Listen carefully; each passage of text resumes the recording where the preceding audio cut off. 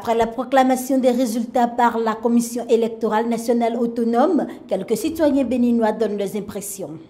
Je suis très contente, très contente, parce que moi je suis actuellement, je ne veux plus la continuité. J'ai adopté pour la rupture. Donc, il est admis.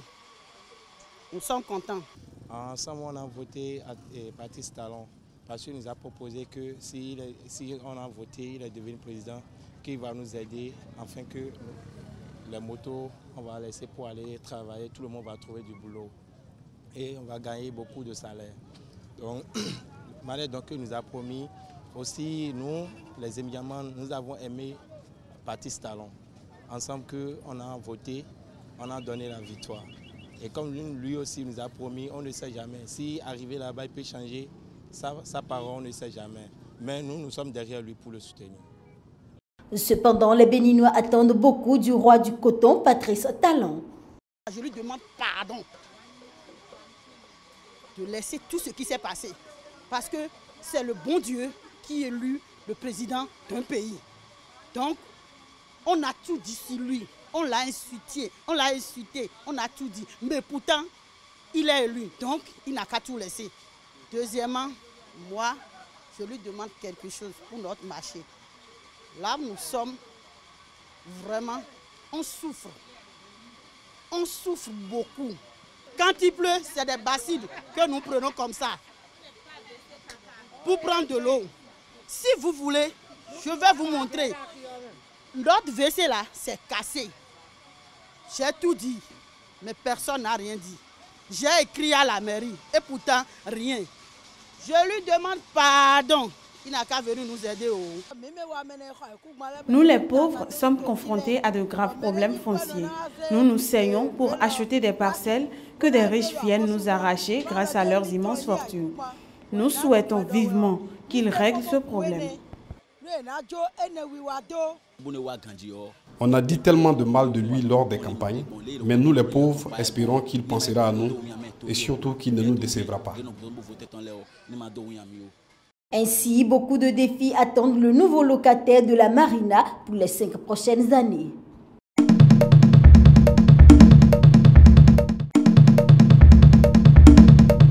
Lionel Zisso, candidat malheureux à l'élection présidentielle du 20 mars dernier, s'est adressé au peuple béninois au lendemain de sa défaite face au roi du coton. Dans la démocratie du Bénin, les institutions ont parfaitement fonctionné. Qu'il s'agisse de celles qui gèrent la liste électorale informatisée, qu'il s'agisse de celles qui gèrent le processus électoral, la Sénat, et qu'il s'agisse de la Cour constitutionnelle, je veux les en remercier. Je voudrais féliciter notre peuple.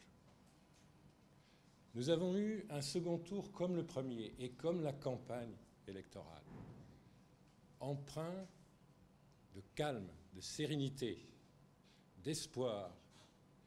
Nous n'avons eu aucune violence. Et cela, devant le monde entier, c'est vraiment une réussite, un accomplissement du Bénin.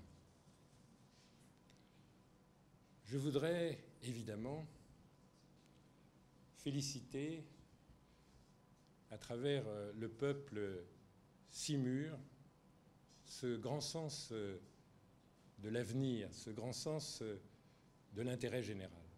Le peuple a exprimé par les résultats une volonté très claire. J'ai exprimé cette nuit très rapidement mes félicitations à Patrice Talon qui a remporté cette élection présidentielle.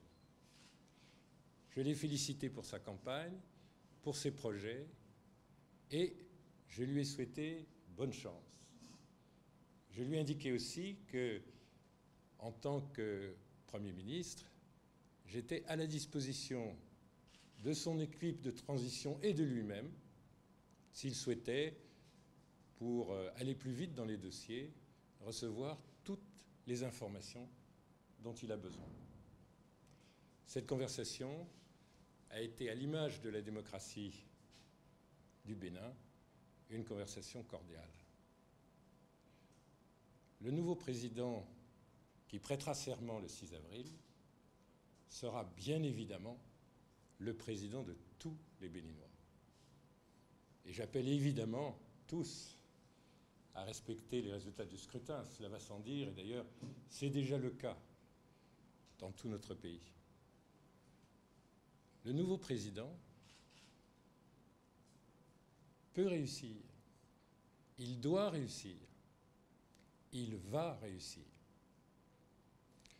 Je voudrais remercier tous les électeurs qui m'ont fait confiance. C'est avec respect et humilité que je les remercie. Je voudrais évidemment remercier les équipes qui se sont dévouées de façon extraordinaire. Un grand espoir s'est levé et vraiment je les remercie tous de ce dévouement extraordinaire, de cette espérance.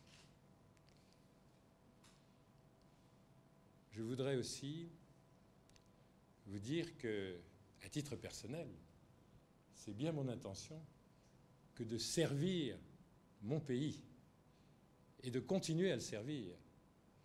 Il y a de très nombreuses façons de se rendre utile à son pays.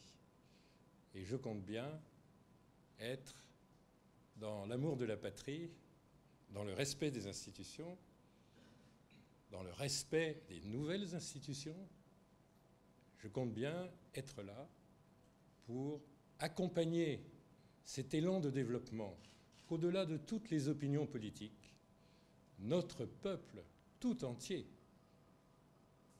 veut voir se réaliser dans notre pays. Je suis très serein à titre personnel, mais je suis très confiant dans notre pays, dans ses compétences, dans son potentiel.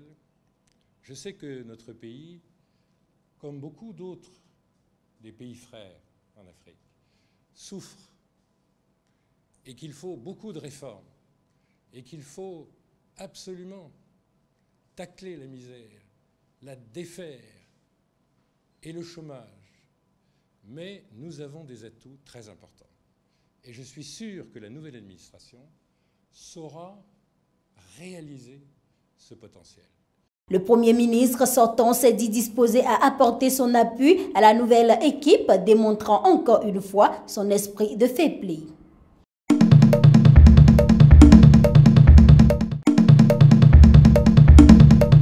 L'opposition nigérienne qui avait appelé dimanche au boycott du second tour de la présidentielle déclare qu'elle ne reconnaîtra pas l'élection du président sortant Mahamadou Issoufou à la tête du pays.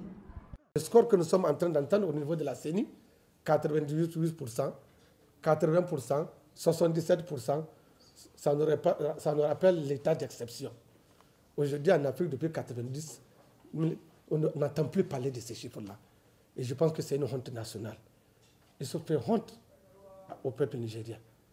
Parce que aujourd'hui, 21e siècle, penser que vous pouvez être élu à 98% ou à 78%, je pense que c'est une honte.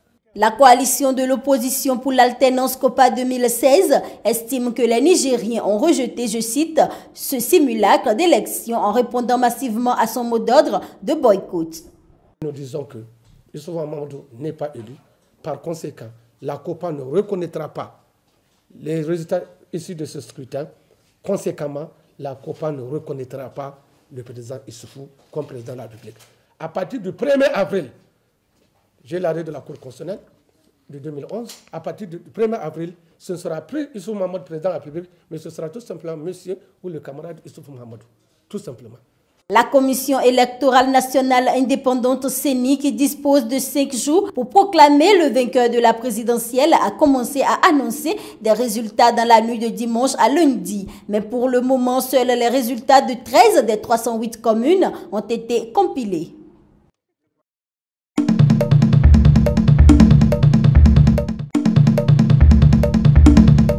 Au lendemain du premier tour de l'élection présidentielle en République du Congo, Gébrice Kolela, l'un des principaux candidats de l'opposition, affirme être en tête du scrutin à l'échelle de Brazzaville, la capitale du pays.